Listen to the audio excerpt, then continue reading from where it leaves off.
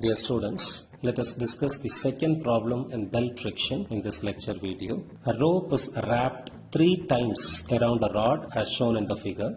Determine the force required in the free end of the rope to support a load of W is equal to 20 kN weight. Take the coefficient of friction between the rope and the rod is 0.3. Data given in the problem. Here, a rope is 3 times wrapped around the rod. In one side of the rope, a weight of 20 kN is attached.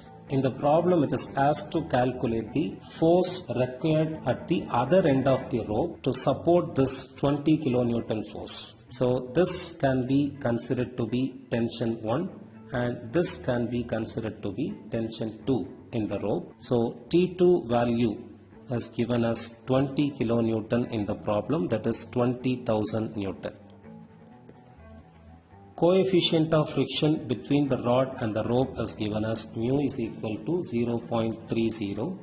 To calculate the angle of contact between the rope and the rod, if the rope is wrapped one time completely on the rod, then the angle of contact will be 360 degree. But here the rope is 3 times wrapped on the rod, so the angle of contact will be 3 into 360 degree. Okay. The angle of contact will be 1080 degree.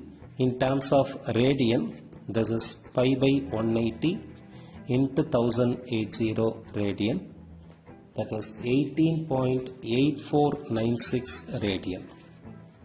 So we can calculate the required force T1 using the relationship formula for belt friction. T2 by T1 is equal to e power mu theta.